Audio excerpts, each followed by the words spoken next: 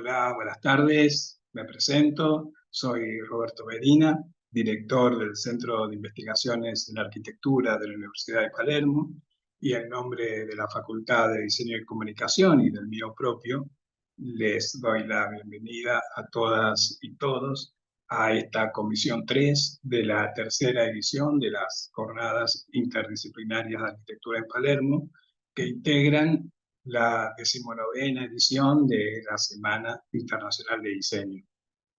El Centro de Investigaciones en Arquitectura fue creado por el doctor arquitecto Jorge Sarquís en 2015. En 2022 el centro se incorpora al Instituto de Investigación en Diseño y la primera acción fue crear estas jornadas y al mismo tiempo la línea de investigación 26, Perspectivas Interdisciplinarias en Arquitectura. Ambas, la línea y las jornadas, están profundamente ligadas con el objetivo de compartir, reflexionar y debatir ideas y experiencias. Las jornadas, investigar, difundir y aportar nuevos conocimientos y acciones. La línea, perspectivas, en pos de generar una agenda contemporánea en torno a las múltiples dimensiones de la arquitectura, una agenda pensada por y desde la región. Entendemos que, dada la complejidad de los fenómenos abordados, es imposible realizar la tarea desde la perspectiva de un único saber, por lo que el trabajo interdisciplinar es fundamental y es entendido y llevado a cabo como un diálogo entre distintos saberes que a su vez estructuran y ordenan las jornadas. Entonces son los diálogos entre arquitectura, proyecto e información, diálogos entre arquitectura, historia y teoría, entre arquitectura, ambiente y paisaje, entre arquitectura, técnica y profesión, y finalmente los diálogos entre arquitectura, política y sociedad. Este año forman parte de las jornadas más de 80 ponencias y exposiciones magistrales en las que han trabajado 165 académicos y profesionales de la arquitectura y de otras áreas del saber, vinculados a 48 universidades de 15 países de Latinoamérica y Europa. Estas cifras demuestran el inmenso y valioso trabajo que se está realizando en nuestra región en torno a los temas enunciados. El objetivo, entre otros, de las jornadas es también visibilizarlos, internacionalizarlos y generar redes de intercambio y colaboración. Las ponencias se organizan en 10 comisiones, comenzaron ayer y se extienden hasta el viernes 2 de agosto, a las 2 y a las 4 de la tarde todos los días, y para cerrar cada día tenemos las exposiciones magistrales que integran 5 mesas de diálogo siempre a las 18 horas. Así que están todas y todos muy especialmente invitados a continuar asistiendo a las demás comisiones y a las mesas de cierre de cada día. Como ya es habitual, estas terceras jornadas están vinculadas a un número especial del cuaderno del Centro de Estudios en Diseño y Comunicación sobre las temáticas que estamos viendo en estas jornadas, para el cual sigue abierto el llamado hasta el 16 de agosto para el envío de artículos y ensayos. Esta tercera edición está integrada por, ya les digo, Alma Elisa Delgado Coellar y Juana Cecilia Ángeles Cañedo, Montserrat Fábregas, Rogelio Monarca Temalazzi, Araceli López Reyes, Valeria Portilla y Aleida Rojas, Gabriel Moreira Carballo, Sandra Navarrete, Lorena Marina Sánchez, María Eguren y Mariana Fernández Olivera, y Jorge Alberto Vega Verduga y Carlos Augusto Guerrero Ferrechi. Para ordenar la presentación, me pareció apropiado generar como 2 núcleos temáticos dentro de la comisión. Uno puede ser referido o podemos enmarcarlo dentro del gran paraguas del patrimonio, y otro, el segundo, el de la historia, aunque están obviamente intrínsecamente relacionados.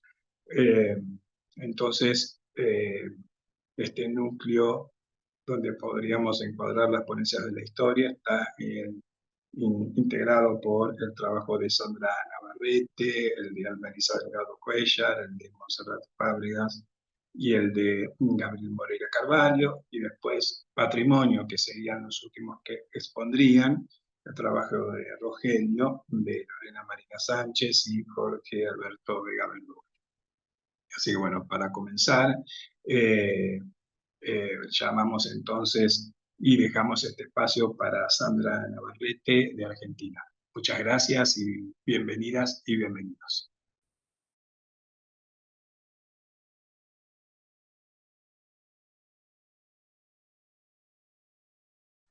No había activado el audio.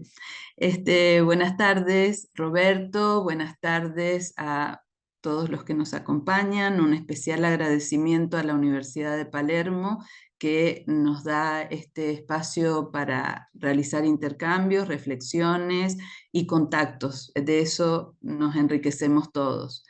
Bien, atenta al tiempo que es escaso, voy a comenzar con mi presentación que, a ver si ustedes me dicen si se está proyectando bien. ¿Sí? Sí, ¿Está perfecto. correcto? Perfecto. Bueno, yo soy profesora, ahí me apareció algo extraño, está. Soy profesora de Historia de la Arquitectura desde hace 35 años, hace 15 que soy titular y también hace 15 años que soy investigadora en el área de la fenomenología. Entonces, cuando hice el doctorado, también hace más de 20 años, me enfoqué hacia la filosofía de la arquitectura y esto me llevó a lo fenomenológico. Entonces, desde hace muchos años que realizo un cruce entre la mirada fenomenológica y la forma de exponer la historia de la arquitectura. En mi caso es contemporánea, es el siglo XX y XXI. Entonces, bueno, olvidé decirles que soy parte de la Universidad de Mendoza desde hace 35 años. Desde hace más de 11 años formo parte de la Universidad Nacional de Cuyo y bueno, participo en los eventos de la Universidad de Palermo hace casi 20 años también. Así que bueno, y ya próximamente también seré docente. Así que muy agradecida doblemente a la universidad por tantos espacios que me ha brindado. Bien, esta presentación que no sé por qué no pasa, ¿por qué? Ahí está, bien. Eh, bueno, el título, como ustedes lo ven, es Propuesta Fenomenológica de Abordaje de la Historia Arquitectónica Contemporánea. Me voy a remitir muy brevemente a lo que es este abordaje fenomenológico, por lo que lo he desarrollado ya en congresos anteriores, he publicado mucho dentro de los cuadernos y de los distintos espacios de la universidad. Entonces, como es la primera vez que participo en las jornadas de arquitectura específicamente, hago una pequeña introducción y me pareció más interesante mostrarles un ejemplo de abordaje de la historia contemporánea desde lo fenomenológico. Entonces, como introducción, la fenomenología trata del estudio de las esencias. La arquitectura posee la capacidad de hacer resurgir las esencias y me voy a basar en un artículo, una cita de Stephen Hall.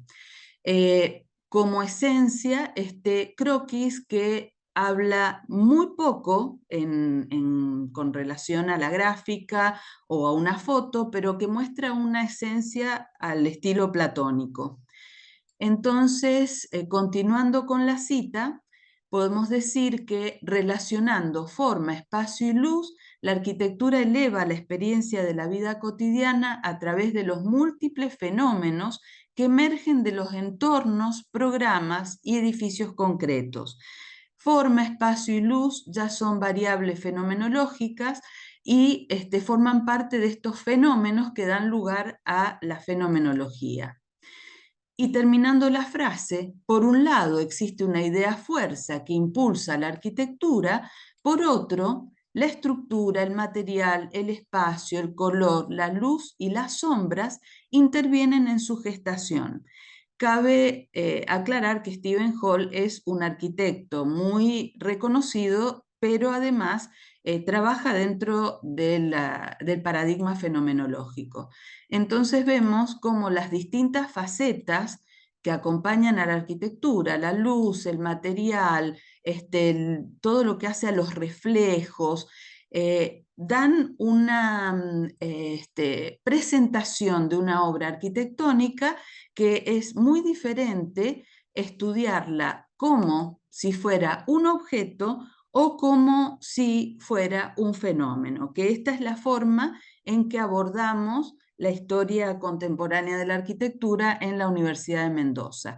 O sea, tratando de poner énfasis en estas variables fenomenológicas que mencionó Stephen Hall, que desarrollan múltiples arquitectos, a diferencia de lo que solíamos usar antes con filminas, diapositivas, donde lo que explicábamos era básicamente el objeto arquitectónico. Entonces hicimos una experiencia con estudiantes en donde tratamos de describir la historia de la arquitectura del siglo XX, pero desde el paradigma fenomenológico, es decir, tratando de comunicar sensaciones, emociones, contando la historia desde otra perspectiva. Este video que les voy a compartir está hecho por estos estudiantes que al final los van a reconocer y la intención fue combinar filosofía con lo audiovisual, la imagen. El texto está escrito por ellos, está escrito en forma de poema y la música está compuesta por ellos. Entonces, sin más, paso a mostrarles el ejemplo.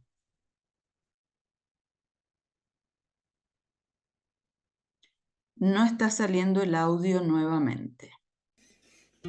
Ah, perdón. Ahí sí. Un mundo mágico inmaterial, donde perfectas yacen las ideas que no nacen y que siempre van a estar.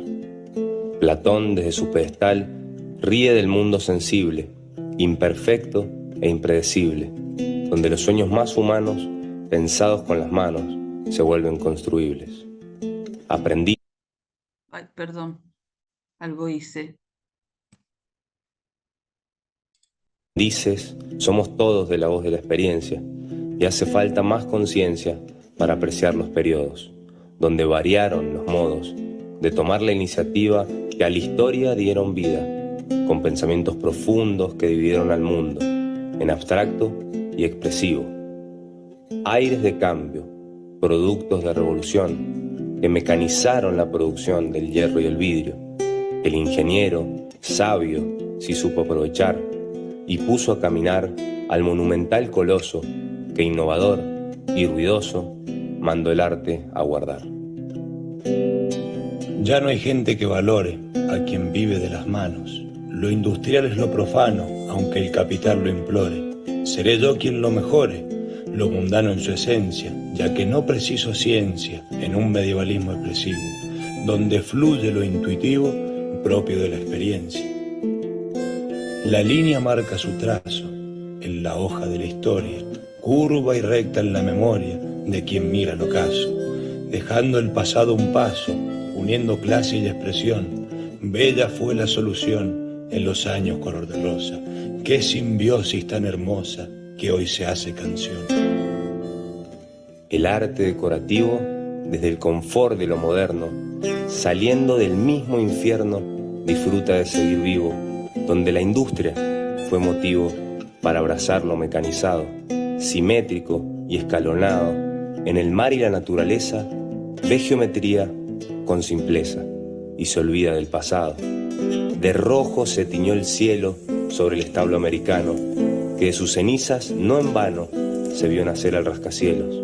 Elevarse fue el anhelo de la técnica del momento, que con su estructura al viento supo cubrir necesidades de la ciudad moderna y sus posibilidades, en constante crecimiento. Con la trama saturada y el aumento de la gente, no parece inteligente seguir como si nada, sin cambiar la mirada de ese pasado medieval que a la gente tiene mal. La suciedad se hace presente, la ciudad precisa urgente ordenamiento territorial. Así, algo se vio venir y el instinto lo sabía. Para el arte, epifanía, se margina el sentir, que con difuso provenir se escucha hablar de aquel mito, del ornamento como delito y de la ciudad como medio para que obras sin genio se conviertan en hito. Un organismo visceral, espontáneo y deductivo, que de su entorno es amigo, en armonía natural, desde un sentir total, cambiando de postura, materializa con su hermosura la esencia del lugar y el espíritu nacional que a la obra configura. Una huella muy marcada, tan presente en nuestros días, a la forma llegaría de manera razonada, como máquina habitada que responde a la función entre paradigmas y revolución, pero el diseño de vanguardia, que no bajó la retaguardia, lo recargó de emoción.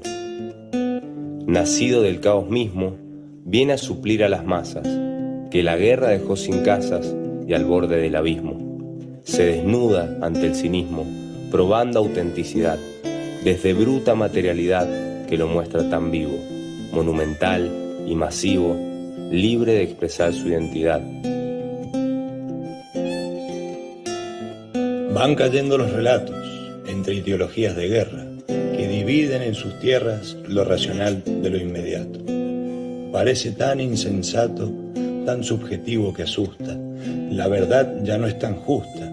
Desde el individualismo, el egocentrismo hace que el arte se produzca.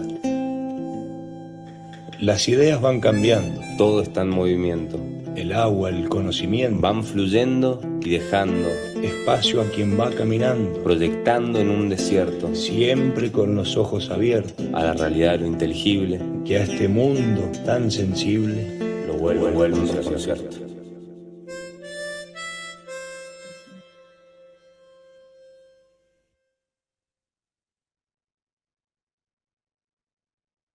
Bueno, ahí están Joaquín Proaconi y Ignacio Bohm. Bueno, eso es todo. Muchas gracias. Muchísimas gracias, Sandra. Hermoso el trabajo, muy significativo. Gracias. Ya vamos a hablar al final. Bueno, continuamos entonces con el trabajo de, un segundo, voy a leer acá. Alma Elisa Delgado Cuellar y Juana Cecilia Ángeles Cañedo de México.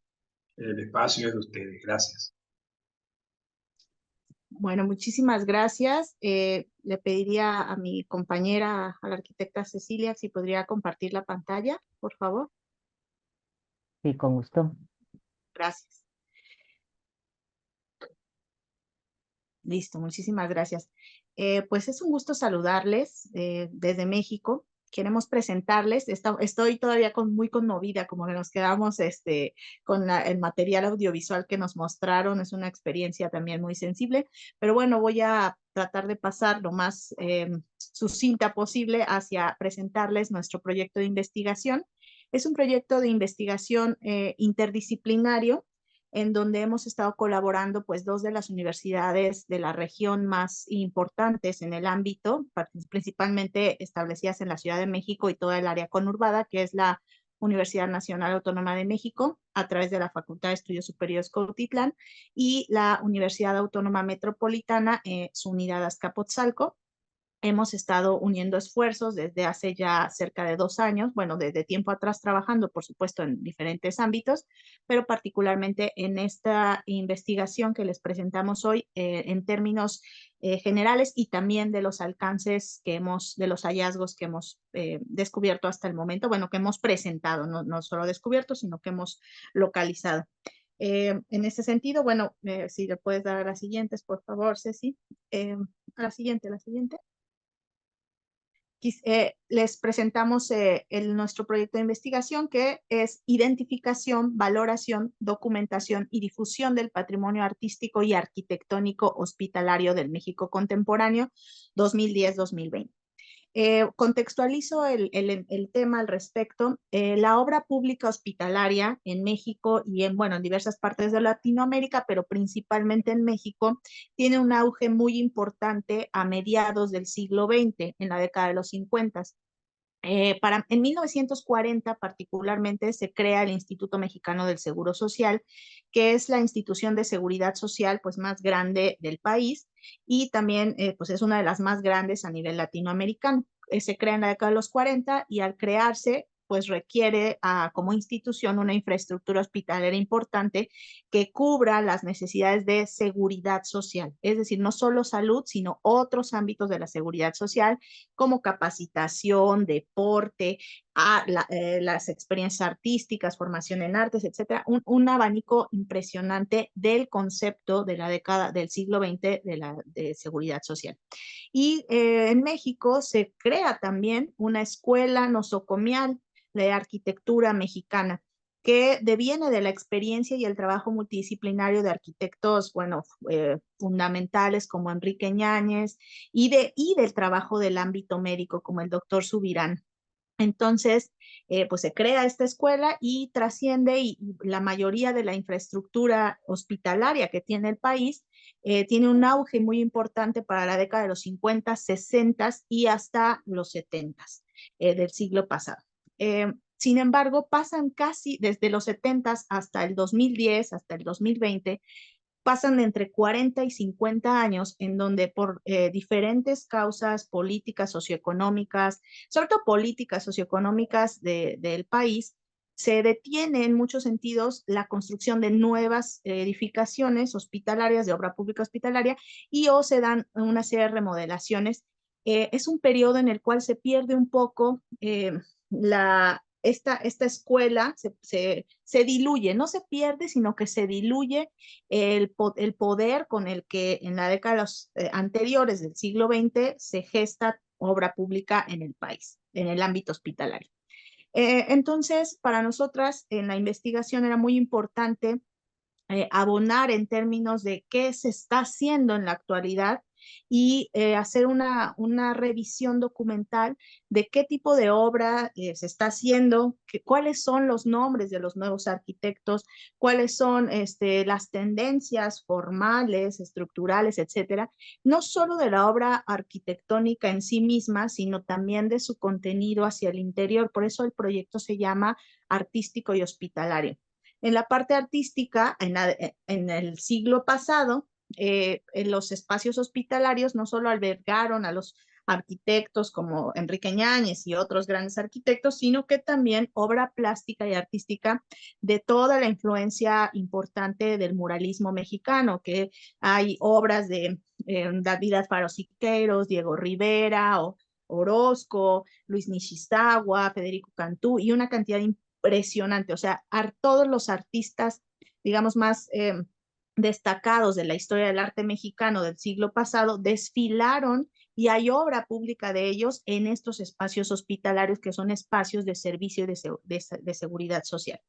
Entonces, en contraste al tiempo que nosotras estamos estudiando, necesitábamos saber también qué nuevos nombres, qué artistas, qué tipo de obras, qué murales, qué vitrales, qué escultura, qué obra plástica íbamos a encontrar en estos nuevos espacios hospitalarios, porque para la década de 2010 y 2020, que es la época de nuestro ámbito de estudio, se dio nuevamente una importante inversión en infraestructura hospitalaria en el país. Ese es el contexto que les podemos platicar de cómo surge nuestro proyecto de investigación y aunque yo sé que tenemos más diapositivas, realmente el trabajo de todos estos años pues ha sido muy complicado en términos complejo, sistemático, porque ha involucrado la participación gracias por pasar a la siguiente diapositiva, de todos estos investigadores que ustedes están viendo en pantalla y a quienes yo quiero reconocer por el trabajo que se ha vertido principalmente a mi colega, amiga y con quien hemos vivido todos estos procesos para llegar al día de hoy a presentar algunos alcances, la arquitecta Juana Cecilia Ángeles Cañedo, quien trabaja Hábitat y Diseño, una servidora que trabaja arte y cultura, tenemos gente de artes plásticas, de teoría e historia de la arquitectura, de diseño e inclusión, de diseño y sustentabilidad, de fotografía, pues un trabajo muy importante con alumnos de las licenciaturas en diseño específicamente, pero también en arquitectura, obviamente para hacer todo lo que nos prospectamos en el proyecto de investigación, que hace un levantamiento sobre esa obra pública hospitalaria del siglo XXI. Nuestros objetivos específicos y nuestros alcances han sido muy amplios, pero el día de hoy me voy a enfocar al alcance principal, al objetivo central, que es primeramente identificar todas estas nuevas obras para poder hacer un proceso de documentación que se convierte finalmente, o se va a convertir, estamos en esa creación, un catálogo de obra pública hospitalaria del México contemporáneo, cuestión que no existe a la fecha, como reitero en el contexto, pues del siglo XX sí hay una documentación importante, etcétera, pero en la actualidad esto no se contaba. Nuestra idea de formar este catálogo de obra pública hospitalaria artística y arquitectónica es poderla difundir entre el público en general, por supuesto entre el público académico, entre los estudiantes universitarios de arquitectura, diseño, arte, historia del arte, etcétera. En síntesis, podemos decir que todo este trabajo, bueno, finalmente busca también tener un hilo conductor en poder encontrar elementos de valoración en la contemporaneidad arquitectónica y en todo lo que se manifiesta bajo este concepto como fenómeno de lo contemporáneo específicamente en el diseño arquitectónico de hospitales. Escogimos esta tipología debido a que en los hospitales como en otras tipologías, pero particularmente en los nosocomios, encontramos estos alcances de seguridad social y de bienestar social como un elemento integrado, adicional a todo lo que implica la funcionalidad de planear, de proyectar un hospital, un nosocomio y toda la infraestructura que ello refiere para mantenimiento, soporte, sustentabilidad y otras cuestiones. La contribución y los alcances de nuestro proyecto de investigación finalmente no solamente son crear el catálogo, cuestión que es fundamental para nosotros para hacer un trabajo de difusión sobre esta obra pública hospitalaria del México contemporáneo, sino además también en todos estos hallazgos de historiografiar la obra pública hospitalaria en México, el patrimonio artístico, el patrimonio arquitectónico, las tendencias, elementos de identidad, elementos formales, regionales, etcétera, es la construcción de un modelo que esperamos, este modelo todavía lo tenemos ya esbozado, pero todavía no lo tenemos concluido, en esa etapa estamos, poder presentar a la comunidad académica nacional e internacional un modelo que les permita en otros espacios y en otras regiones identificar, como lo hicimos nosotros en el caso mexicano, valorar y documentar obra pública o patrimonio artístico y arquitectónico contemporáneo en el ámbito hospitalario. La verdad es que los alcances, como ustedes pueden ver, son muy ambiciosos. El proyecto siempre fue muy ambicioso. En algún punto debemos de confesarlo, la arquitecta Cecilia y yo planteamos y nos asombramos de la dimensión que esto tiene y lo que puede repercutir para construir patrimonio, bueno, reconocer, no construir solamente, sino reconocer el patrimonio cultural contemporáneo y bueno, poder sentar una línea también, estamos sentando una línea de procesos y de otras investigaciones que podamos sumar a nivel México, por supuesto, y presentarlo con ustedes en este espacio nos permitirá seguramente contrastar y valorar si podríamos hacer investigación comparada en el margen de este tipo de investigaciones.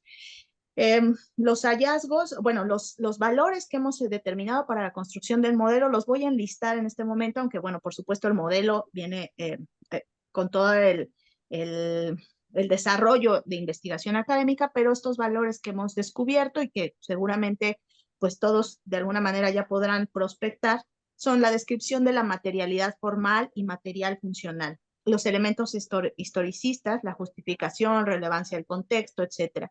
Los valores en materia de sustentabilidad, los valores de localización en el espacio urbano, las interacciones sociales construidas alrededor de ese bien cultural.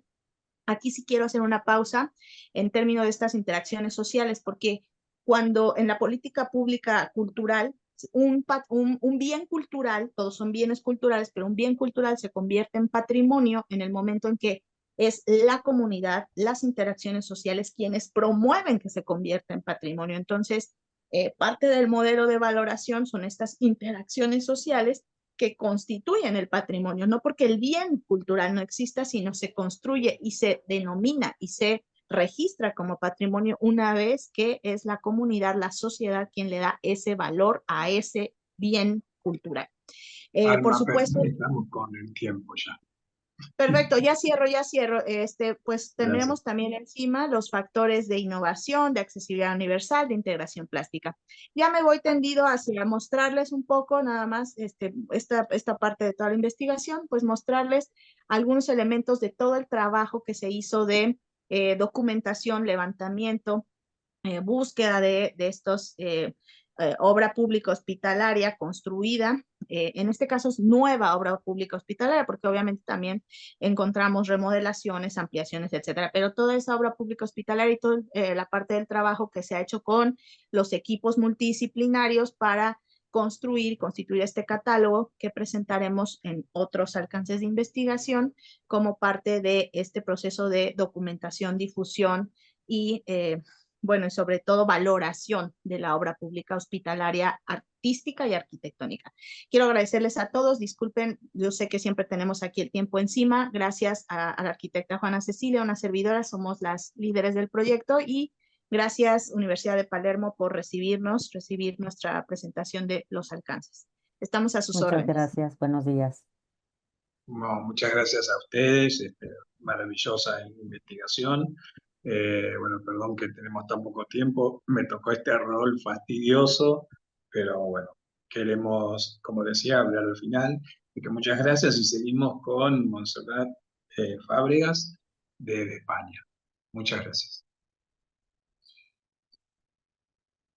Hola, buenas tardes. A ver, un momento. Voy a compartir acá. Están viendo la pantalla, ¿no? Sí, perfecto. Perfecto. Bien, bueno, para mí es un placer estar en estas jornadas. Yo soy de Barcelona y estuve viviendo en Capital, en Buenos Aires, del 2010 hasta el 2022, o sea, estuve 12 años.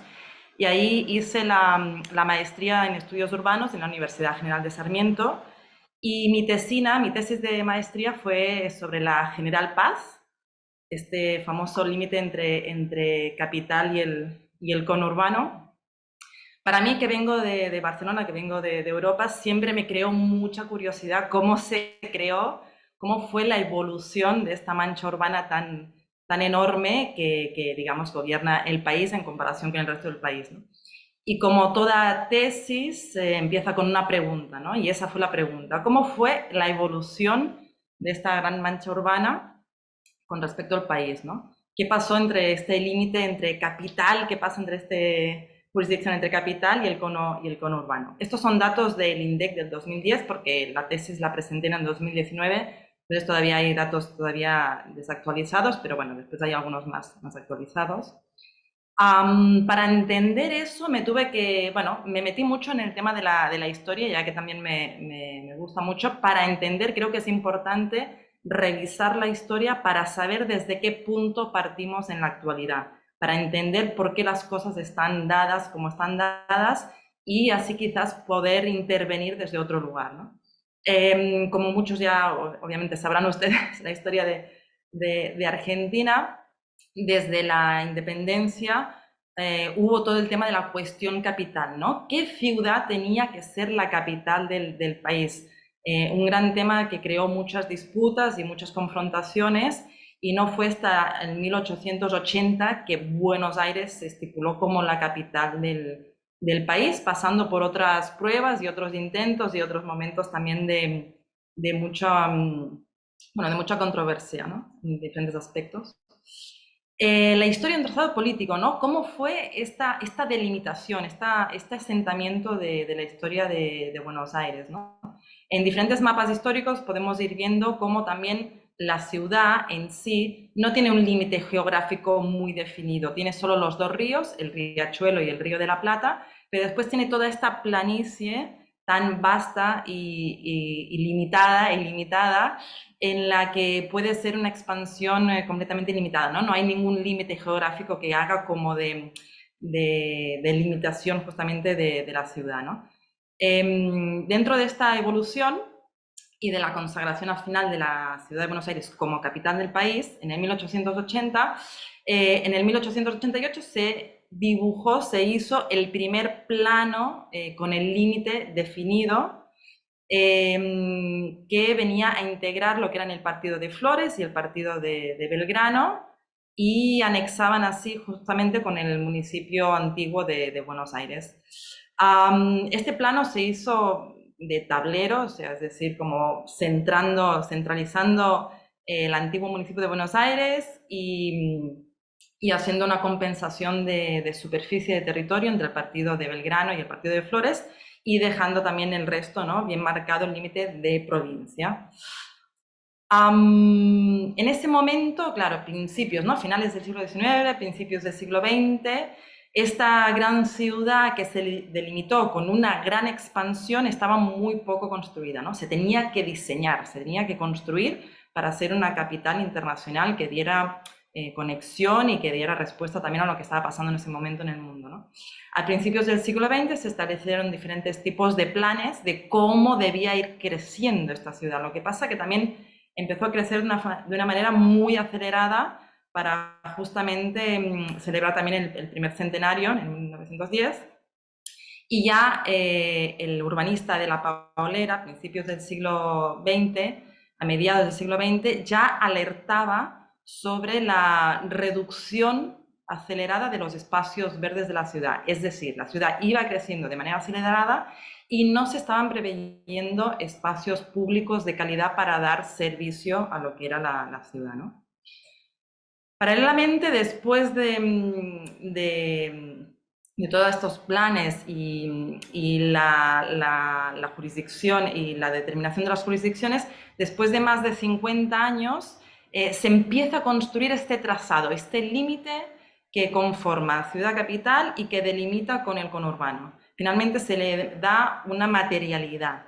Es el ingeniero Palazzo el que lidera el grupo de trabajo con una visión muy humanista. El ingeniero Palazzo, digamos que fue un visionario en su momento, porque estableció un equipo multidisciplinar de profesionales, desde paisajistas, ingenieros, arquitectos, para crear sobre todo lo que él establecía un criterio de hacer ingeniería sin que lo pareciese, ¿no? Lo que daba prioridad a estos dibujos hermosos que se diseñaron para el proyecto, daban prioridad sobre todo a que fuera un espacio hermoso, bello, confortable, que fuera fácil y cómodo en el cual conducir, y que no fuera solo un trazado vial, sino que justamente diera un servicio también social, visual, que fuera hermoso lo visual, ¿no? El documento del proyecto es muy hermoso porque está dibujado a mano y tiene mucho detalle de toda la vegetación que se debía establecer a lo largo de estos 24 kilómetros lineales de todo este trazado. Era una cintura, era todo como un bulevar de 100 metros de ancho, en el cual se pensaba un espacio no solo para dar servicio a la movilidad, sino un espacio para estar. Era una franja amplia de 100 metros de ancho para crear espacios para ser vividos. En diferentes puntos había como diferentes características, ¿no? Como lagos, servicios. Incluso, bueno, uno de los grandes retos que tenía que dar, que tenía que absorber el trazado de la General Paz, era justamente que se iban creciendo y se iban habilitando diferentes tipos de barrios en todo lo que es el recorrido de este trazado. Por tanto, tenía que dar servicio a estas diferentes realidades que iban habiendo en estos diferentes barrios. Paralelamente, con el uso acelerado también de la demanda del automóvil, crear esta capital, ¿no? Esta construcción de la capital con este límite tan marcado generó la expansión muy acelerada también del conurbano, ¿no? Si vemos los diferentes censos históricos, vemos que ciudad capital de alguna forma se preservó en lo que es cantidad de población, en cambio el conurbano creció de manera expansiva, exponencial, siendo capital el centro, ¿no? El centro neurálgico del que depende este conurbano. filtrado por lo que es este límite, la General Paz.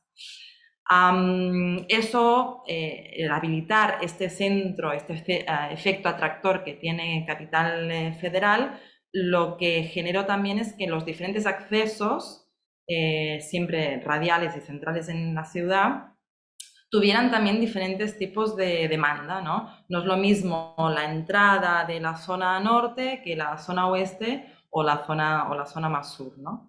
Entonces fueron creando diferentes tipos de demanda, con lo cual también se fueron generando diferentes tipos de ampliaciones, de adaptaciones a nivel movilidad para dar servicio. Es decir, que pasamos de ser todo un trazado integrador a crear diferentes tipos de nodos de centralidad, porque no es lo mismo, como decíamos, no es lo mismo el acceso norte que el acceso quizás sur, ¿no? Como anécdota, esto es contabilidad que hice yo desde relevamiento de campo, los accesos originales que se diseñaron en su momento por el ingeniero Palazzo, había unos 175 accesos desde el conurbano a Capital, entrando por el trazado, la General Paz. Y actualmente hay 93, es decir, se va reduciendo lo que es esta permeabilidad al entrar a la ciudad.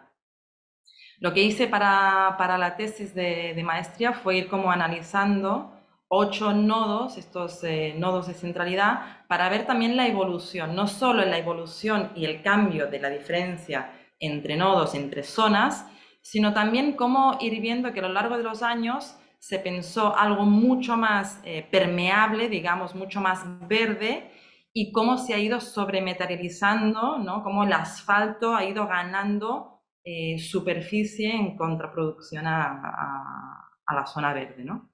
Entonces, a nivel sobre todo visual, que se fueron utilizando, bueno, en Google Maps histórico, y es simplemente para ir tomando conciencia de cómo fueron estos nodos, ¿no? Sobre todo el nodo de Liniers, que es como más visualmente el cambio que produjo más, bueno, se ve más fácil el cambio, ¿no? Sobre todo de esta evolución.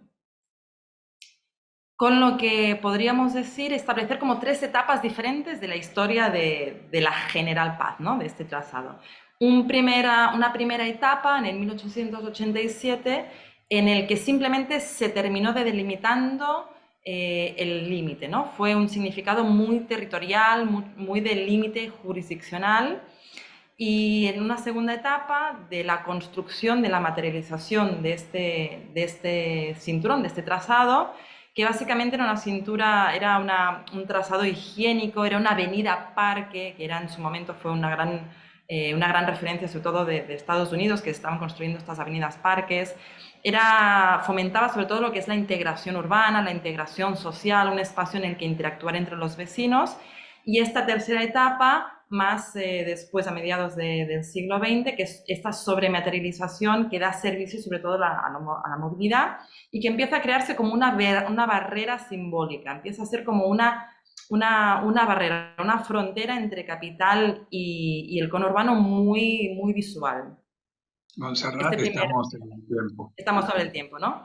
Todo aquí unas imágenes para ver lo que se generó en su momento, que era este espacio tan vivido, y lo que es ahora, ¿no? Como es este espacio de los no lugares, como dice Marc Augé, o como dice Richard Sennett, un sistema cerrado, ¿no? Donde le falta porosidad en el cual ser vivido. Y como toda tesis o como todo espacio, también como decía Sandra Navarrete, me parece que es interesante mezclar la filosofía y hacernos preguntas, ¿no? Si un límite tiene que ser realmente necesariamente físico o para qué no venimos también ampliando la General Paz con más carriles y al final también termina también quizás colapsando, ¿no? Y qué queremos que pase en la General Paz, ¿no? Y qué necesitamos también. Hacernos preguntas también para ver cuáles serían los siguientes pasos, sobre todo para tener un funcionamiento más efectivo. Y bueno, muchas gracias por este tiempo y por este espacio. No, muchas gracias a vos, Montserrat. Interesante la mirada sobre la General Paz tuya como española. Muy interesante. Gracias. Y continuamos con Gabriel Moreira Carvalho de Brasil. El espacio, Gabriel, es tuyo. Gracias. Gracias. Hola, buenas tardes. Me llamo Gabriel y hoy voy a presentar el artículo intitulado Transformaciones y Permanencias en la Praça da Sé, pero voy a hacerlo em português. Então, eu sou mestrando, né, da Universidade de São Paulo, e a minha pesquisa, ela gira em torno de buscar entender as 3 configurações espaciais que a Praça da Sé obteve ao longo do século XX e XXI, né? Essa pesquisa, ela está justamente buscando entender quais são os fatores que levaram às 3 configurações espaciais da Sé, né? A gente pode perceber que a forma urbana foi se transformando drasticamente, né, ao longo desses 2 últimos séculos, né? Então, aqui é um mapa conceitual que resume as ideias principais da pesquisa, né? Então, o objetivo central da pesquisa é buscar entender essas configurações espaciais e depois, por meio de uma avaliação pós-ocupação, buscar entender quais são os usos e apropriações socioespaciais do hoje, né? E de que maneira que a gente tem um rebatimento da forma urbana nas atividades humanas exercidas na praça. Como os objetivos específicos da pesquisa, a pesquisa vai acabar tentando identificar, então, os meios de transporte protagonistas de cada período, né? E acaba percebendo que os meios de transporte são importantes fatores das transformações ocorridas na praça, né? E também é o objetivo da pesquisa identificar os ideais urbanísticos que estão por detrás dessas 3 configurações espaciais, né? Ideais urbanísticos que também vão levar às transformações da praça, né?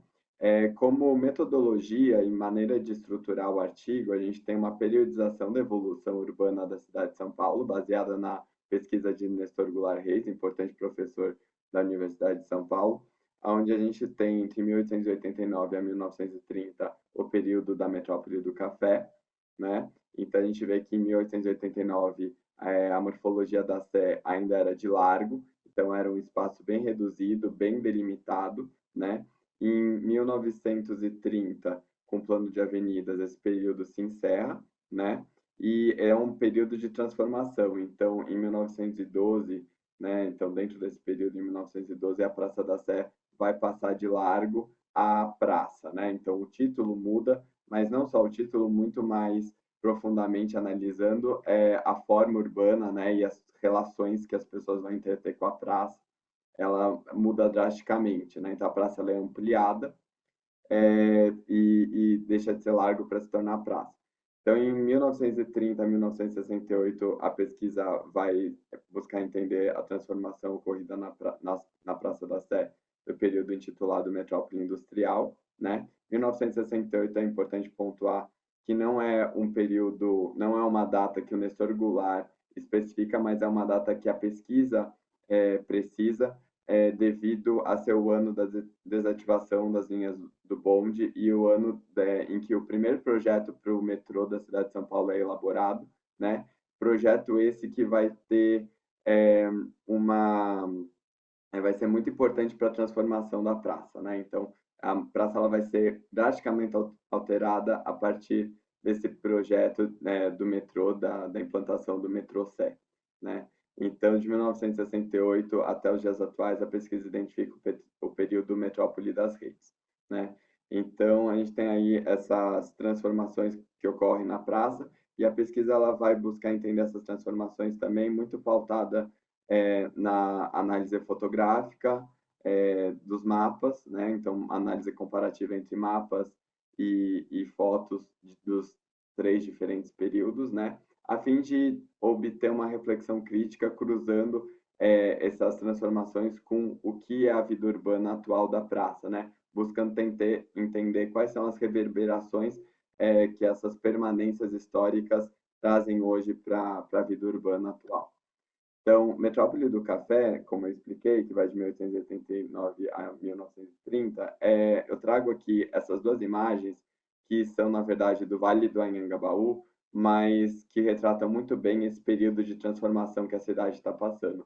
É um momento em que os ideais urbanísticos estão muito voltados para a valorização dos espaços livres públicos, né, como lazer, local de convívio e lazer, e também numa tentativa de superação do passado colonial, né? 1889, como eu disse, é o ano da proclamação da República. Então a cidade ela começa a se transformar, né? E é um momento em que ela vai ser toda remodelada buscando os padrões europeus, né? Uma arquitetura eclética. Então a gente observa que no intervalo de 17 anos, o Vale do Anhangabaú, importante espaço livre público da cidade, foi completamente remodelado, né? E, na verdade, a Praça da Sé faz parte desse processo de remodelação.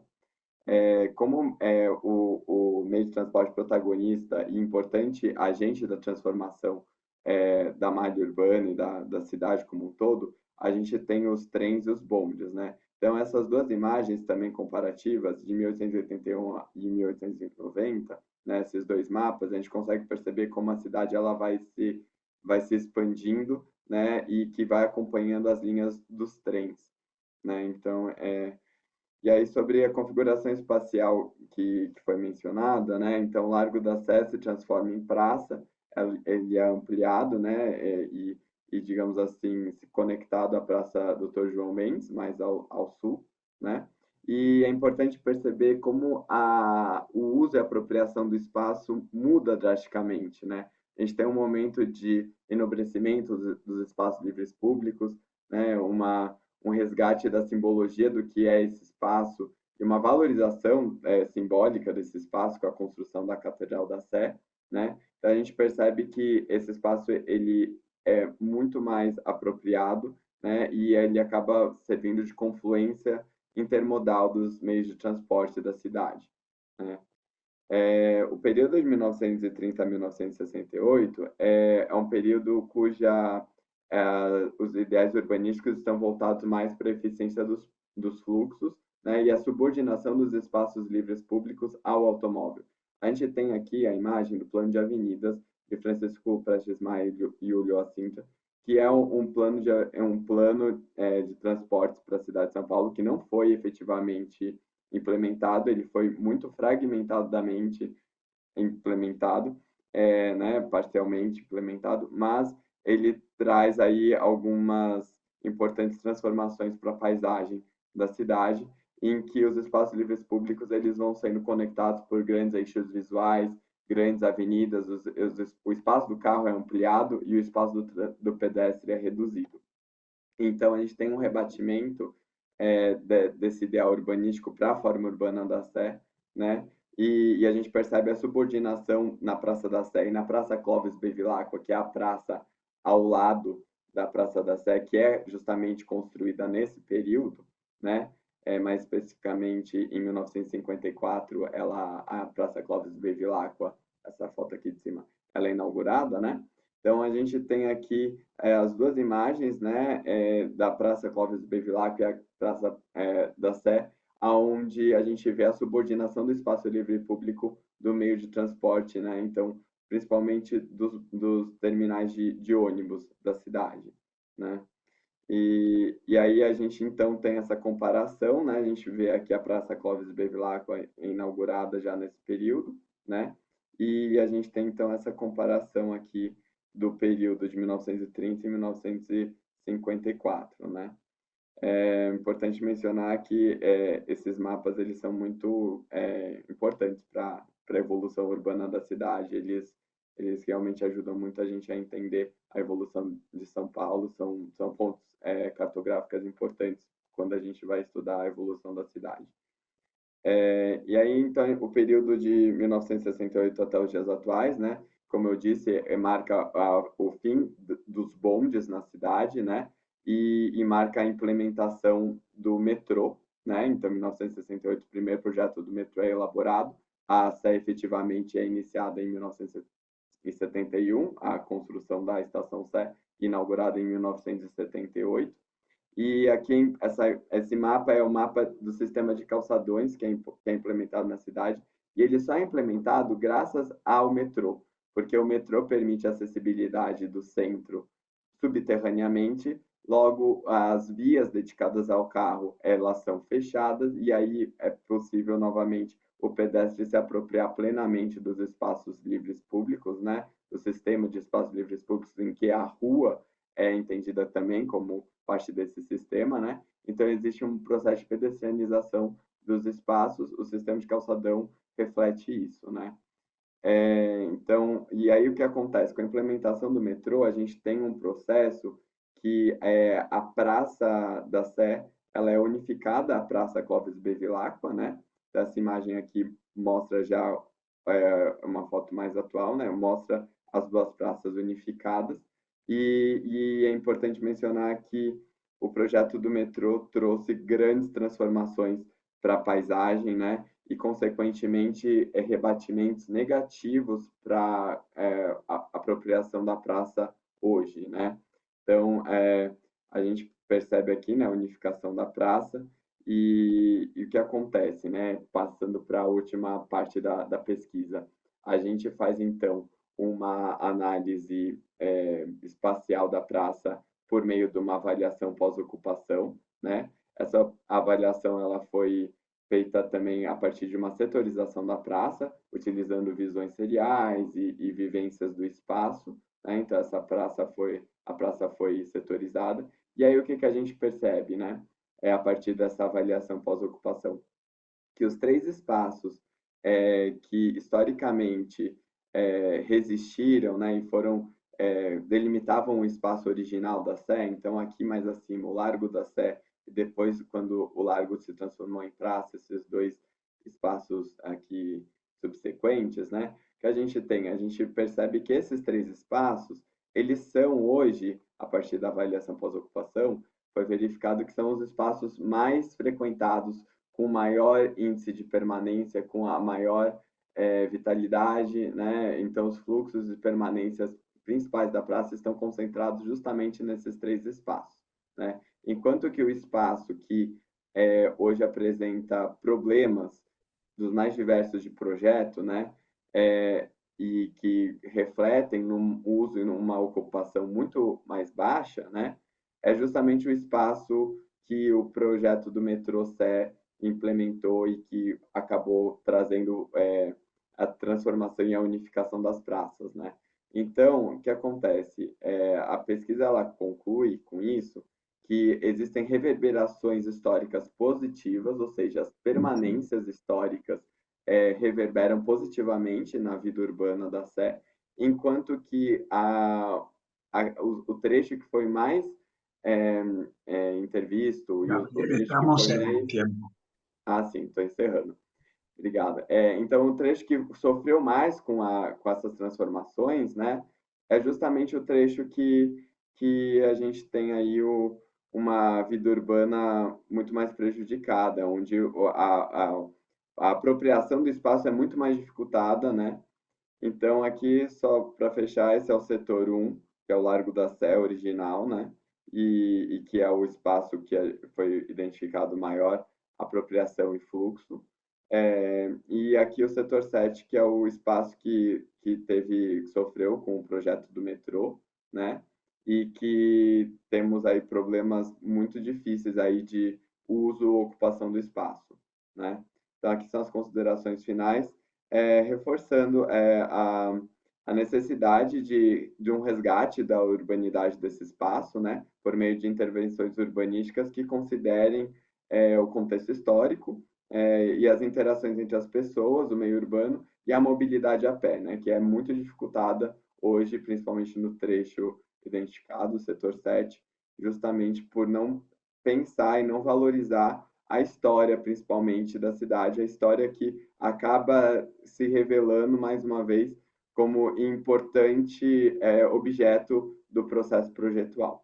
Então, gostaria de agradecer aí o tempo de vocês e a oportunidade de divulgar a minha pesquisa. Obrigado.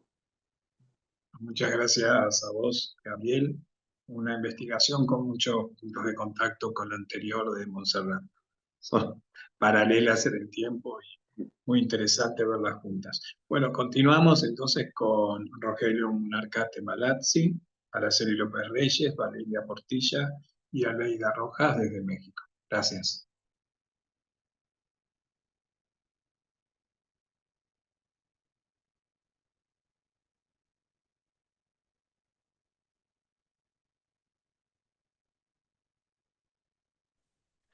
Ok, muchas gracias. Buenas tardes, vamos a comenzar. Somos maestros de la Facultad de Arquitectura de la UAP aquí en México. El nombre de nuestro trabajo es Tipología de Daños en Casonas del Centro Histórico de Puebla. Sabemos que el Centro Histórico de Puebla fue declarado Patrimonio de la Humanidad por la UNESCO en 1987. Es de gran importancia cultural y arquitectónica. Esta zona alberga numerosos edificios históricos y monumentales que reflejan la riqueza y belleza de la época colonial. Las casonas con su arquitectura típica de estilo barroco, neoclásico, entre otros, son un legado histórico y testigo de la evolución de la ciudad a lo largo de los siglos. Además, su valor estético, el Centro Histórico de Puebla tiene un significado simbólico para la identidad de la ciudad y sus habitantes, ya que refleja la historia de la ciudad. Por estas razones, la preservación y conservación de estas casonas es fundamental para mantener viva la memoria colectiva y promover el turismo cultural en la zona. Dentro de la tipología arquitectónica de las casonas del centro histórico, reflejan distintas épocas y estilos constructivos. Entre las tipologías más comunes se encuentran las casonas de estilo colonial, caracterizadas por su distribución alrededor de una o varios patios centrales, con amplias habitaciones y techos altos. También se pueden encontrar casonas de estilo neoclásico, con fachadas simétricas y elementos ornamentales de inspiración griega o romana. Además, existen casonas de estilo Art Deco con líneas rectas y elementos geométricos. Estas variaciones en la tipología arquitectónica de las casonas contribuyen a la riqueza cultural e histórica del Centro Histórico de Puebla. Los daños tipológicos en las casonas analizadas son ocasionados por diversos factores que afectan la estructura y la configuración arquitectónica de estos inmuebles. Uno de los principales factores es el paso del tiempo y la falta de mantenimiento adecuado, lo cual provoca el deterioro de los materiales y sistemas constructivos. La humedad es otro factor determinante, ya que afecta a las paredes, pisos y estructuras de madera, generando deformaciones, desprendimientos de pintura y daños en los cimientos. El uso inadecuado de los espacios, como la realización de modificaciones no autorizadas, también ocasionan daños tipológicos y ya que se pierde la integridad arquitectónica del inmueble. Además, los desastres naturales como terremotos pueden causar daños significativos en las casonas. La falta de conciencia y cuidado por parte de los propietarios y habitantes de estas casonas también contribuyen a la aparición de daños tipológicos, como pueden ser los daños estructurales, los cuales afectan la integridad y estabilidad de las casonas del Centro Histórico de Puebla. Estos daños pueden ser causados por diversos factores, como es el paso del tiempo, la falta de mantenimiento adecuado y las condiciones climáticas adversas. Entre los tipos más comunes de daños estructurales se encuentran las grietas en los muros y tabiques, la deformación de vigas y columnas y la corrosión de las armaduras de acero en los elementos de concreto armado. Estos daños comprometen la resistencia y solidez de los edificios, poniendo en riesgo la seguridad de las personas que los habitan o visitan. Es fundamental identificar y reparar estos daños estructurales de manera oportuna para preservar el patrimonio arquitectónico y garantizar la seguridad de los inmuebles en el centro histórico. Los daños en las cubiertas se deben a diversos factores. Uno de los principales problemas es la falta de mantenimiento, los cuales ocasionan filtraciones de agua y deterioro de los materiales de cobertura. La acumulación de suciedad y el crecimiento de vegetación en los techos puede generar humedad y daños a largo plazo. Otro factor que contribuye a los daños en las cubiertas es la falta de adecuación a las normativas actuales de construcción, los que pueden resultar en estructuras débiles o inadecuadas para resistir elementos climáticos como lluvias intensas o fuertes vientos. Estos daños afectan la integridad del edificio y comprometen su estabilidad, además de poder causar filtraciones y humedades en el interior de las casonas. Para evitar y remediar estos daños, es fundamental realizar inspecciones periódicas de las cubiertas, llevar a cabo tareas de limpieza, mantenimiento y garantizar que se cumplan los estándares de construcción apropiados. Dentro de los daños en muros, los y tabiques son elementos fundamentales en las casonas del centro histórico de Puebla, pero debido al paso del tiempo y a la falta de mantenimiento, presentan diversos daños. Uno de los problemas concurrentes es la erosión, provocada principalmente por la humedad.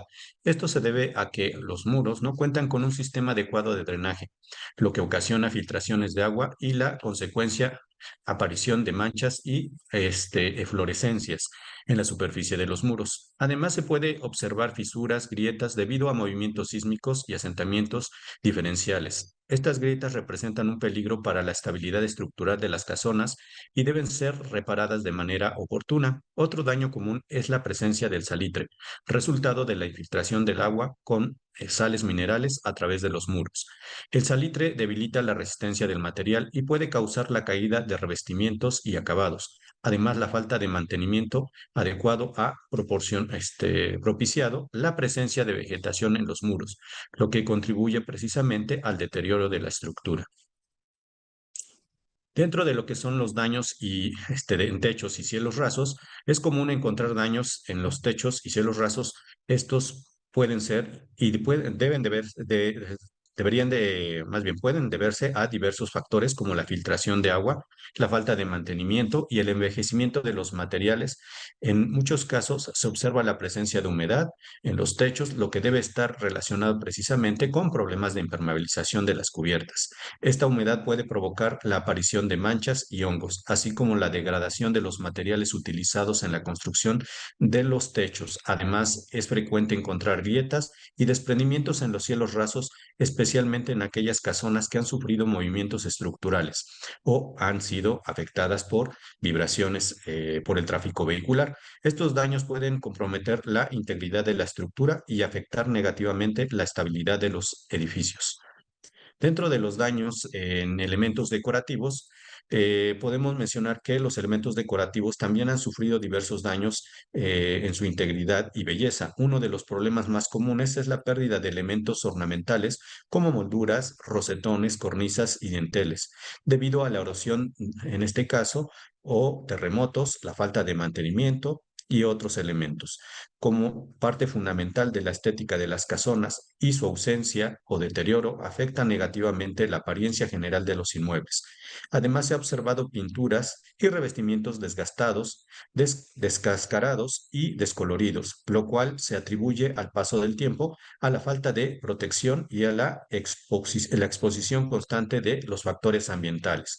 Estos daños no solo comprometen la estética de las casonas, sino también su valor histórico y cultural, ya que los elementos decorativos son testimonio de la arquitectura y la historia de la ciudad de Puebla.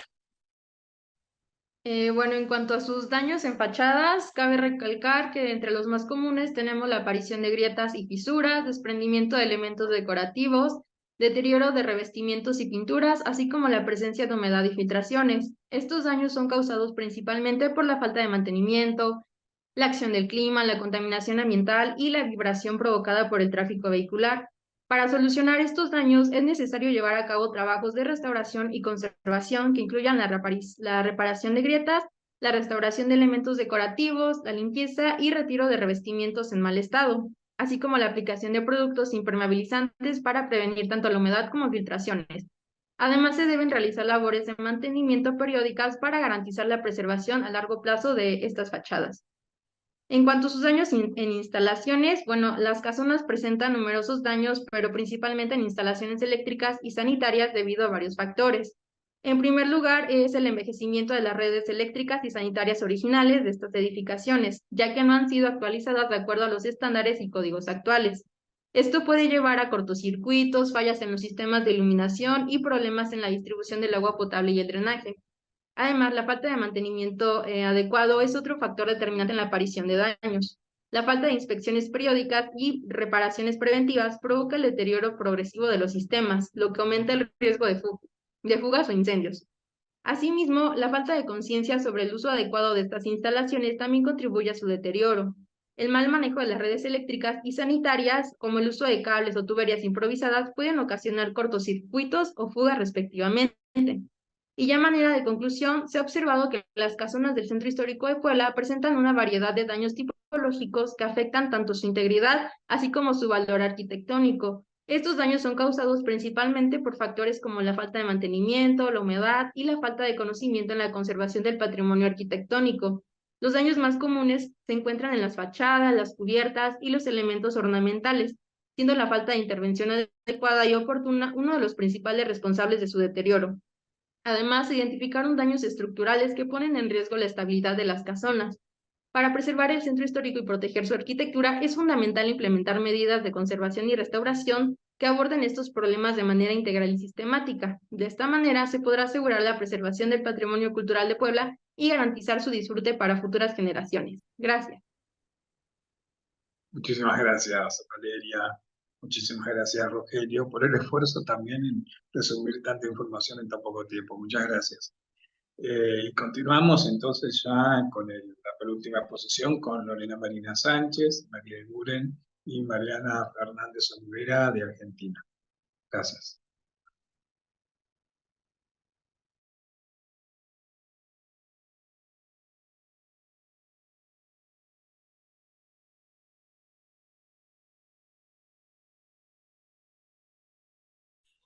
¿Ahora me escuchan? Ahí escuchamos, sí. Perfecto, bueno, buenas tardes a todos. Les vamos a compartir la presentación que realizamos en este momento. Díganme si se ve bien, por favor. Perfecto. Ahí se está. Bien. Bueno, nosotras somos de Mar del Plata, pertenecemos a la Universidad Nacional de Mar del Plata, pertenecemos a CONICET en la instancia de investigadoras y becarias, y vamos a presentarles lo más brevemente posible, dentro de los 10 minutos estipulados, lo que estuvimos trabajando para las áreas patrimoniales de Mar del Plata en vísperas de propiciar su creación. En primer lugar, queremos contarles que para nosotros y para el mundo científico del patrimonio, las áreas patrimoniales constituyen entidades territoriales compuestas por diferentes acervos culturales, históricos, arquitectónicos y ambientales que tienen valores que ameritan ser preservados. Desde esta perspectiva, las ciudades con amplias dinámicas de cambio, como acontece con Mar del Plata, que es una ciudad costera que está ahí en la imagen, se destacan para su análisis porque tienen múltiples procesos de cambio, dinámicas y mutaciones en muy cortos periodos de tiempo. Mar del Plata es una ciudad costera, como dije, fundada en 1874, y en el lapso desde ese momento hasta ahora ha generado diferentes tipos de hábitats y habitares que conviven en la identidad local. Tiene normativas para preservar sus bienes individuales, pero no tiene, como fue uno de los principales problemas detectados a través del uso de indicadores apropiados relacionados con el patrimonio, normas que preserven áreas de valor. Solo en el Código de Preservación de 1995 y en el Código de Ordenamiento Territorial, que de alguna manera colabora con la pervivencia de ciertas tipologías, se pueden reconocer pervivencias, pero no están normadas ni amparadas. En este sentido, nosotros trabajamos para hacernos preguntas de cuáles eran los problemas y las potencialidades que llevan a que no se resuelva esta cuestión de las declaratorias, con 3 barrios. 2 que están en lo que sería el micro y macrocentro de la ciudad, desde donde surgió, 2 barrios históricos como son La Perla y Estela Maris, y otro hacia el sur que es el Puerto. Estos barrios, los entornos barriales, la calidad de barrio nos resulta de particular interés por la interacción entre las comunidades que le dieron forma y los bienes que se generaron. Hay tipologías arquitectónicas claves que identifican cada sector y que perviven en conjuntos homogéneos y heterogéneos. Para hacer este análisis, muy escuetamente contado, trabajamos con una matriz FODA y articulamos lo que la misma matriz propone: fortalezas, oportunidades, debilidades y amenazas. En particular, 2 de los barrios que decíamos, que es Estela Maris y La Perla, si los vemos en detalle, el que está hacia arriba es La Perla y el que está hacia abajo es Estela Maris, son los primigenios enclaves desde donde surgió el trazado y el tejido de la ciudad, y todavía poseen grupos de viviendas pintoresquistas en diferentes escalas que expresan las cualidades de este lenguaje: el carácter extraurbano, la simetría, el contraste de volúmenes y la exposición de materiales, como eslabones de un gran ambiente mayor, de un paisaje reconocido. En el barrio Estela Maris, dentro de su sector mediterráneo, se conserva un cierto tejido homogéneo. Sin embargo, en su costa se ve la deuda patrimonial que se tiene con el tema de la preservación de sectores que en algún momento han sido homogéneos. En La Perla, en cambio, tiene mutaciones de borde costero que ocasionaron la casi total pérdida de estos eslabones pintoresquistas, y en el interior perviven fragmentos en donde se encuentran pequeñas y medianas escalas de viviendas pintoresquistas. A su vez, al ser 2 sectores que se encuentran dentro del macro y microcentro, han desarrollado diferentes arterias comerciales y gastronómicas, que de interés tanto. Mar del Plata es una ciudad turística debido a su borde costero y de playas, para quien no la conoce, tanto para sus habitantes como para los turistas, esas arterias son de importancia y ha llevado a que se refuncionalizaran gran parte de las viviendas y que temporalmente se explotan esos sectores con una mayor cantidad de gente que en verano que en invierno. Acá lo que vemos es una imagen aérea donde se ve un sector de Stella Maris, donde se puede comprobar esta diferencia constructiva tipológica entre lo que es el borde costero y las intervenciones que allí se han dado, con esos techos rojos que se alcanzan a ver, característicos del tratamiento pintoresquista del tejido. Bien, ahora va a seguir Mariana, nos vamos a ir dividiendo para ir trabajando diferentes voces. Bien, sí, para participar todas un poco. En relación al barrio Puerto, bueno, como Lore contó, está más hacia el sur, fuera de lo que fueron el tejido primigenio de la ciudad, que va a surgir a partir de 1911 con el inicio de la construcción del puerto, y allí se van a asentar los pescadores que estaban distribuidos en distintas partes de la ciudad. Va a ir adquiriendo poco a poco un carácter industrial. Allí los pescadores van a llevar sus casillas, que era el hábitat residencial característico, casillas de madera y chapa, y a partir de 1930, con el proceso de sustitución de importaciones, el barrio Puerto va a adquirir un gran desarrollo desde la industria conservera en relación con la pesca.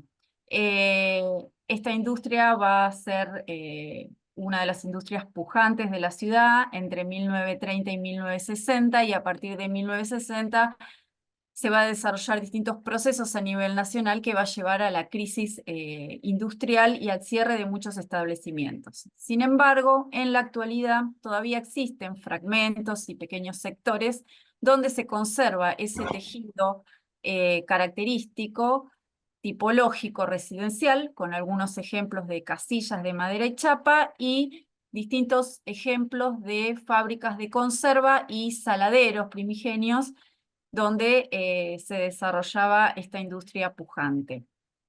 En este sentido, si querés pasar, Lore, bueno, como Lore contó, se trabajó con estas matrices FODAS, donde nosotros lo que hicimos fue tratar de ir integrando las distintas problemáticas en cada uno de estos sectores para llegar a una síntesis donde pudiéramos unificar estos problemas y estas potencialidades. Pásalo, si querés, así cuento. Bien. En esa síntesis y aspectos comunes identificamos debilidades, amenazas, fortalezas y oportunidades. Entre ellas, una de las grandes debilidades es la escasez de recursos económicos y financieros municipales, tanto para la gestión como para la preservación en general de las áreas, las faltas de regulaciones urbanas, siempre desde el ámbito municipal, y las insuficientes estrategias de concientización y difusión en relación con los valores de estos tipos característicos en cada una de estas áreas trabajadas. Como amenazas externas, la globalización y homogeneización de las formas de intervenir, mediante, sobre todo en el caso de los bordes costeros, las viviendas en alturas que se están desarrollando, como bien, por ejemplo, se puede ver en uno de los perfiles de las fotos que se muestra de fondo, y el incremento de las prácticas del mercado, que finalmente lo que hace es poco a poco ir destruyendo los valores de estos entornos característicos. Sin embargo, bueno, tratamos de rescatar fortalezas y oportunidades. Entre esas fortalezas, la pervivencia de los conjuntos pintoresquistas, en el caso de La Perla y de Stella Maris, y de las conserveras y las residencias características en el puerto, con un alto reconocimiento comunitario. A su vez existen ciertos recorridos turísticos alternativos y una serie de audioguías planteadas desde la municipalidad. Y por último, como oportunidades, la visión de alguno de estos legados como construcciones viables para albergar otras funciones. Esto, bueno, dentro de lo que es el mercado se puede trabajar como una oportunidad, y el interés de los sectores inmobiliarios en intervenir estos bienes tratando de buscar, bueno, un equilibrio entre lo que es lo tradicional y lo nuevo. Y por último, la expansión de recomendaciones internacionales que trabajan sobre el tratamiento específico en términos de áreas y cómo regular estas áreas y cómo trabajar dentro de estas áreas con la cuestión del turismo. Le doy paso a Maru para que haga un cierre. Bien, y ahora en la próxima diapositiva vamos a intentar no extendernos mucho más. A modo de reflexión, queremos hablar acerca de que la creación de estas áreas patrimoniales, con el objeto de preservar los legados contextuales que las conforman, constituye una tarea irresuelta en nuestra ciudad y en otras latitudes también, y que por ello el análisis presentado procura acercar miradas y metodologías para comprender los problemas y las potencialidades que acontecen en urbes que carecen de áreas de protección, para prosperar en su determinación y amparo. Y finalmente, recordar que es menester la relevancia que implica la salvaguarda de enclaves urbanos patrimoniales como parte de un ejercicio activo de la historia y la ciudadanía desde una mirada procesual pasada, presente y futura. Y acá vemos en pantalla un poco los 3 barrios que comentaron las chicas y sus viviendas características, que son las que se buscan preservar a través de la conformación de estas áreas. Muchas gracias por la atención. Esperamos no excedernos de los 10 minutos. No, muchas gracias Lorena, Mariana, María. Al menos Lorena y María habían participado, me parece que en las primeras jornadas o segundas, lo recuerdo, y es muy lindo ver cómo continúa el trabajo, cómo se transforman en nuevas investigaciones. Muchas gracias. Y bueno, cerramos entonces con Jorge Alberto Vega Verduga y Carlos Augusto Guerrero Ferreccio de Ecuador. Gracias, buenas tardes. Con Carlos, mi compañero, formamos un grupo entre varios grupos de docentes de la Universidad de Guayaquil, la Facultad de Arquitectura, que estamos trabajando con patrimonio, y es muy motivador ver que no somos los únicos, como en otras universidades, como México, Argentina, entre otras, seguimos el mismo principio. No voy a compartir la pantalla. No sé si puedan ver ahí. Sí, se ve perfecto. Ok. El trabajo que estamos haciendo nosotros como docentes, investigadores y sobre todo que nos estamos dedicando al patrimonio, con Carlito, que lo tengo aquí presente, estamos trabajando en varias edificaciones. Gracias a la buena gestión de la universidad y también en los contactos, tenemos apertura por parte del INPC, que es el Instituto Nacional de Patrimonio y Cultura, la Municipalidad de Guayaquil, que es la ciudad donde estamos asentados nosotros. Hay mucha apertura en cuanto a nuestra colaboración, a nuestra participación como academia en proyectos de recuperación y de puesta en valor de muchos edificios patrimoniales, ¿no? Ahora queremos hablar específicamente de la puesta en valor de la casona universitaria. La Universidad de Guayaquil de Ecuador nuestra universidad es la más grande y una de las más antiguas del país, y queremos, bueno, poner algo, ¿no? Ahí voy a pasar un pequeño videíto.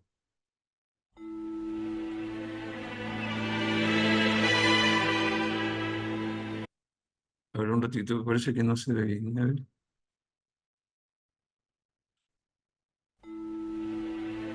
Sí se ve, ¿no? Estamos en Guayaquil, de provincia de Ecuador, el país de Ecuador, provincia del Guaya.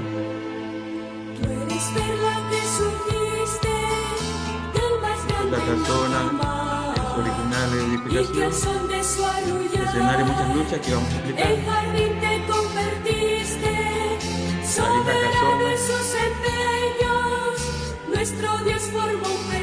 Ahora, como está en el estado con tus bellas Guayaquil, de arriba, Guayaquil de mis ensueños, sean tus rubias y morenas que enloquecen de pasión, les palpita un corazón que mitiga negras penas, con sus ojos verdes mares o de negro anochecer.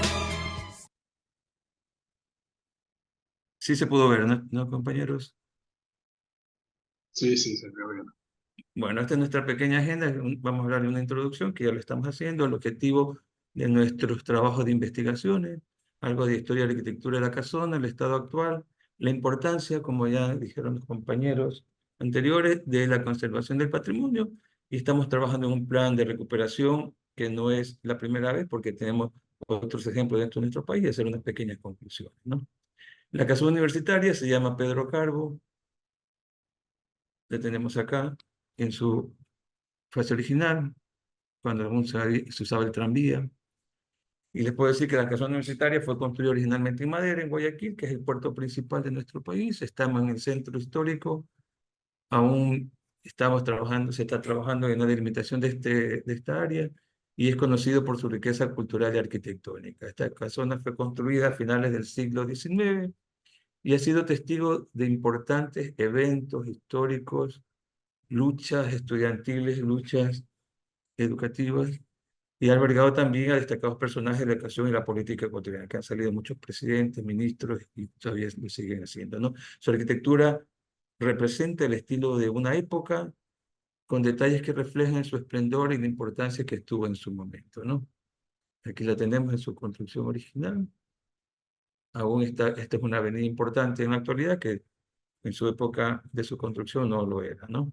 ¿Cuál es el objetivo de nuestra propuesta? Nuestro objetivo de esta ponencia, así como del trabajo que estamos haciendo, es destacar la importancia de recuperar y poner en valor esta vieja casona, ¿no?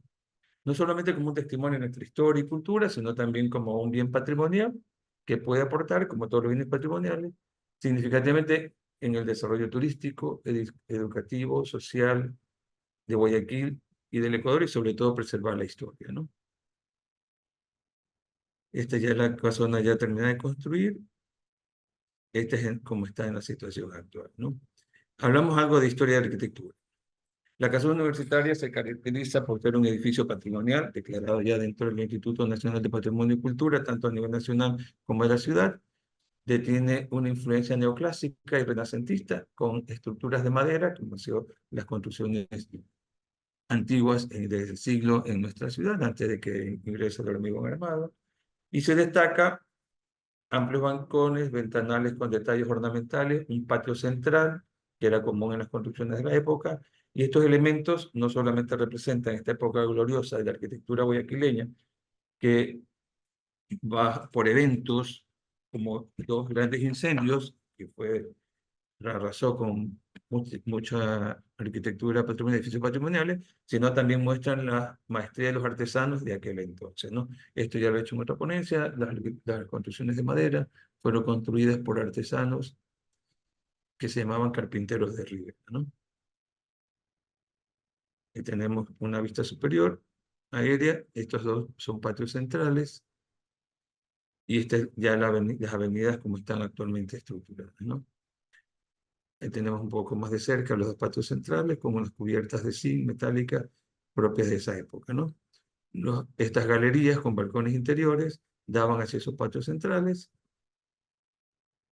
y tenía varios salones principales. Esta es la Pinacoteca Central, que ya tuvo una intervención y ha sido en parte restaurada, pero que ahora estamos tratando de detectar, como decían los compañeros, importantes, las patologías y las dolencias que están haciendo, para que esto, con el paso del tiempo, y muchas veces por falta de presupuesto, no se les da el mantenimiento apropiado, ¿no? Aquí tenemos las ornamentaciones de sus pasamanos, las partes exteriores, los balcones y las típicas ventanas que son de madera, tipo chazas. Un poquito de historia.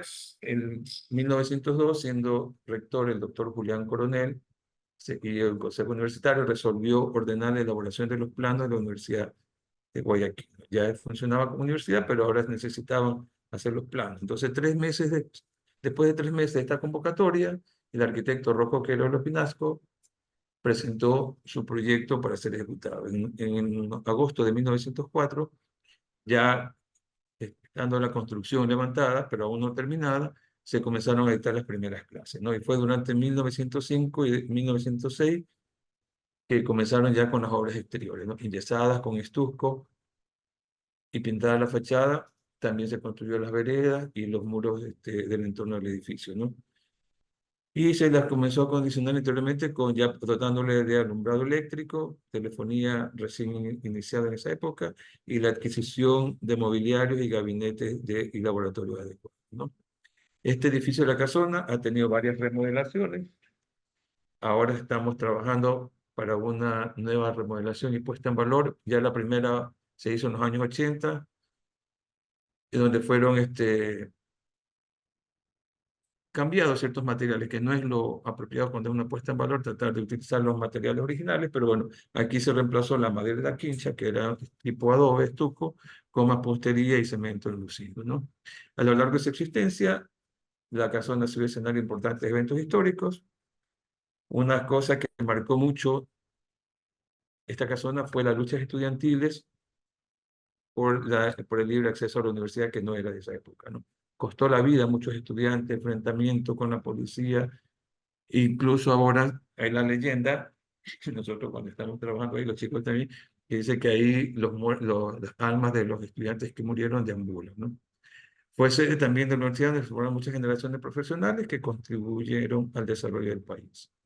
Además, ha sido un punto y sigue siendo un punto de encuentro para discusión políticas y culturales, siendo testigos de decisiones que han moldeado el rumbo de la ciudad y de nuestro país, ¿no?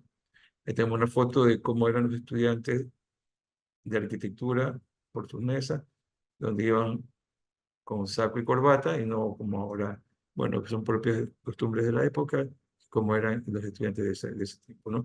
Ahí tenemos una foto fuera de la casa universitaria, donde los chicos armaban barricadas, donde se guarecían de los ataques de la policía, que ellos lucharon, costó la vida, pero después se logró el libre acceso a la universidad pública, ¿no? ¿Cuál es el estado actual de nuestra edificación? Actualmente la casona se encuentra en un estado de deterioro significativo, a pesar de haber habido una primera intervención, al no haber el mantenimiento preventivo o curativo, bueno, se está deteriorando. Entonces esto ha llevado a que sus estructuras de madera se están dañando por la humedad y las termitas, ¿no? Los techos presentan filtraciones y que, bueno, hay ciertas partes que están con riesgos de colapso, que con nuestro trabajo de investigación y la posibilidad con un porcentaje muy alto de ser intervenida, esperemos que esto se revierta, ¿no? Por eso es crucial abordar estos problemas estructurales para evitar la pérdida total de este importante patrimonio, como de los otros edificios patrimoniales que estamos trabajando, ¿no? Ahí estoy con mi grupo de estudiantes. Esta investigación y este sondeo lo estamos haciendo con estudiantes de la Facultad de Arquitectura, de la Universidad de Guayaquil, de estudiantes nuestros, y ahí estamos recorriendo los techos y vemos las partes que están por colapsar, ¿no? Estudio con otros estudiantes, bueno, revisando los pisos de madera, que como era originalmente las construcciones de madera, los pisos también eran de madera, que aún ahora, en 2024, están en buen estado, pero hay unas tablas que ya se están deteriorando que tratamos de recuperar, ¿no? ¿Por qué es esto? ¿Por qué la importancia patrimonial? La casona es un edificio antiguo que no es solamente por ser antiguo, sino porque es un símbolo de la identidad y, como todo edificio patrimonial, de la memoria colectiva de nuestra ciudad y de nuestro país. Su recuperación permitirá preservar un fragmento esencial de nuestra historia, ofreciendo a futuras generaciones la posibilidad de conocer y valorar su herencia cultural. Es importante preservar el patrimonio porque tenemos que tener los testigos de dónde venimos y hacia dónde vamos, ¿no? Además, su arquitectura es única, es un ejemplo tangible, una fuente de información de primer orden, del talento y la creatividad de los constructores de la época. Esto escrito, hemos investigado y también tenemos trabajos realizados sobre los carpinteros de Rivera que tuvieron formación en la construcción de buques de madera de la corona española aquí en Guayaquil, que después, cuando ya se llevaron la corona, los astilleros, estos trabajadores que quedaron sin trabajo, sus habilidades en trabajar con la madera la dedicaron a construir estos edificios patrimoniales, ¿no? La restauración de la casona puede tener múltiples beneficios. Un punto de vista económico, puede convertirse en un atractivo turístico, generar ingresos y empleo. En una forma social, socialmente también un espacio para actividades culturales y educativas, que es el giro que nosotros queremos darle, a pesar de que lo tiene ahora, pero fortalecerlo en un sentido de identidad y pertenencia a la comunidad, ¿no? Además, su conservación contribuirá al embellecimiento del centro histórico, promoviendo el desarrollo urbano sostenible, ¿no? Tenemos un plan de conservación, el plan de conservación lo hemos desarrollado un plan integral que contempla tanto la restauración estructural, que es lo básico importante, también como la puesta en valor de su historia y arquitectura. Este plan incluye la reparación de las estructuras de madera, la restauración de los elementos ornamentales, de los ornamentos y la implementación de medidas de conservación curativa y preventiva para asegurar su preservación a lo largo de todo este plazo, ¿no? La restauración de la casona no solo preservaría un importante patrimonio histórico, sino también impulsaría el desarrollo económico a través del turismo y la cultura, ¿no? Jorge, estamos en tiempo. Ya, ok, entonces aquí, bueno, paso fotos de cómo estamos haciendo el trabajo, estamos recopilando toda esa información, los planos, fotos, revisando las estructuras, haciendo un sondeo en sitio, y tenemos un grupo de investigaciones de los chicos nuestros, las investigaciones en sitio, mediciones y toma de medidas, la pinacoteca, el salón principal, que ya está restaurada, pero que aún sigue de deterioro. Esto no lo hacemos como forma nueva, porque ya tenemos experiencias, sobre todo en Guayaquil está la vieja casona de la Casa de la Cultura Ecuatoriana, que fue restaurada y puesta en valor y que sigue siendo un aporte importante, ¿no? ¿Cómo concluimos todo esto? Que la vieja casona universitaria de Madre de Guayaquil es un testimonio valioso de nuestra historia y cultura, su arquitectura y su papel en la historia y en la ciudad se convierte en un patrimonio de gran importancia que merece ser preservado, y la restauración de esta casona no solamente evitaría su pérdida, sino que también aportaría múltiples beneficios para la comunidad y el país. Es fundamental tomar medidas inmediatas para la recuperación. Hacemos un llamado a las autoridades que, gracias a Dios y a las gestiones que hemos hecho, tenemos la apertura y la colaboración directa del Instituto Nacional de Patrimonio y Cultura, tanto como el Departamento de Patrimonio de la Municipalidad de Guayaquil, ¿no? Ahí tenemos fotos, estado antiguo, estado actual, nuestro grupo de trabajo, y bueno, con esto muchas gracias, queremos seguir hablando, hay mucho que hablar, pero gracias a la Universidad de Palermo, que siempre da espacio para que expongamos nuestros trabajos, nuestras inquietudes y sobre todo nuestro buen ánimo de conservar parte de la historia, ojalá pudiéramos todas, como es el patrimonio en madera, ¿no? Gracias, chicos. Gracias a ustedes, Jorge, Carlos. Bueno, y con el trabajo de estos compañeros cerramos las exposiciones, nos quedan pocos, 8 minutos. Yo tengo mucho anotado, pero no voy a decir nada para que estos minutos lo aprovechen ustedes. Pretendíamos que sean más, pero bueno, ahora me callo y pueden realizar ustedes comentarios, alguna pregunta que tengan.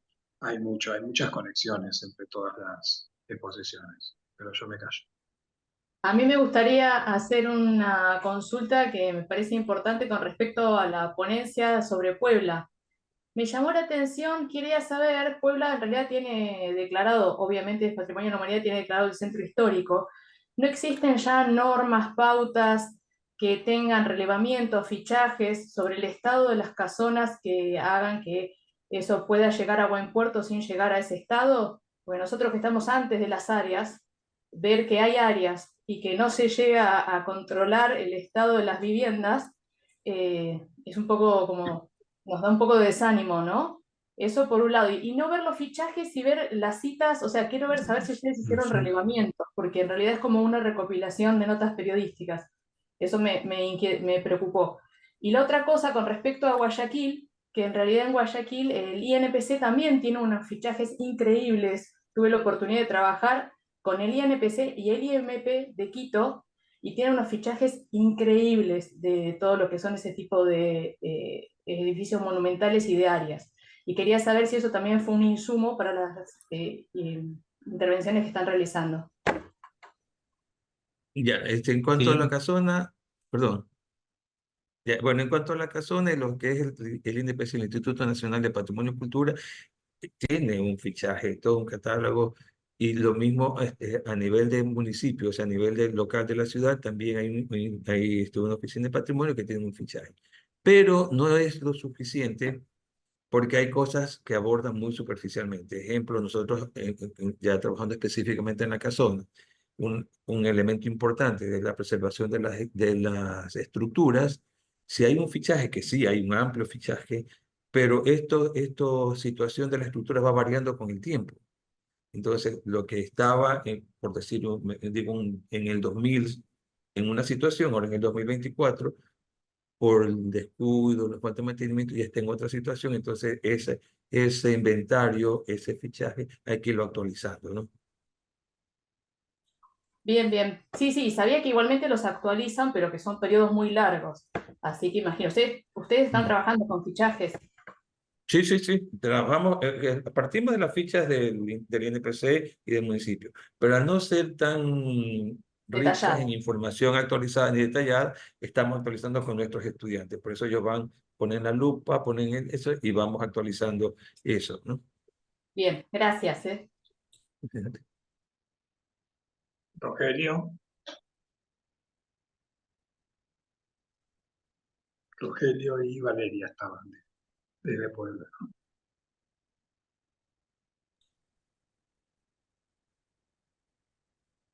Bueno, ¿sí? A mí me interesó el paralelismo, al menos en la metodología de la investigación de Montserrat y de Gabriel, esos dibujos, esos documentos que eran dibujos muy preciosistas, pero también si hacemos trazamos una línea paralela entre las dos investigaciones y el rango, el tiempo que tomaron, podemos hacer cruce, ¿no?, entre San Pablo y Buenos Aires en estos periodos. Gabriel mostraba una foto de 1910, que era cuando Argentina estaba cumpliendo su centenario de la Revolución de Mayo, y a su vez las expansiones de Buenos Aires y San Pablo. Hay mucho en cuanto a lo histórico y a lo arquitectónico vinculado con eso, muy, muy interesante.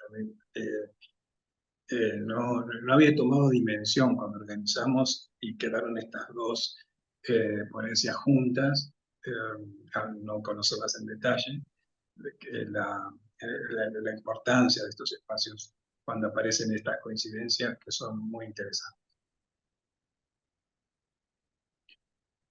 No sé si nos queda nada, nos quedan 3 minutos. Si alguien quiere hacer una breve intervención, porque ya están llegando los integrantes de la Comisión 4, algún comentario, quedan estos 3 minutitos.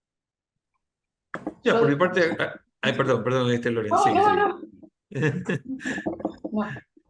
Ya, por mi parte quería agradecer, ¿no? Y es realmente motivador cuando vemos que desde otras áreas, otros países, en otros contextos, trabajamos en cosas similares, ¿no? Como es la preservación del patrimonio y la importancia de los elementos físicos que nos cuentan una historia que tiene que seguir siendo contada.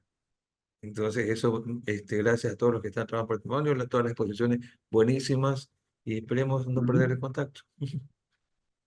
Sí, por eso decía recién, compartan aquí en estos momentos las páginas web, las direcciones de mail, para que haya una conexión y conformemos esa red de investigación. Y este trabajo que muchas veces el investigador es muy solitario y aislado, me parece que en estos espacios nos reconfortamos al saber que somos muchos los que estamos realizando estas tareas y con muchas coincidencias.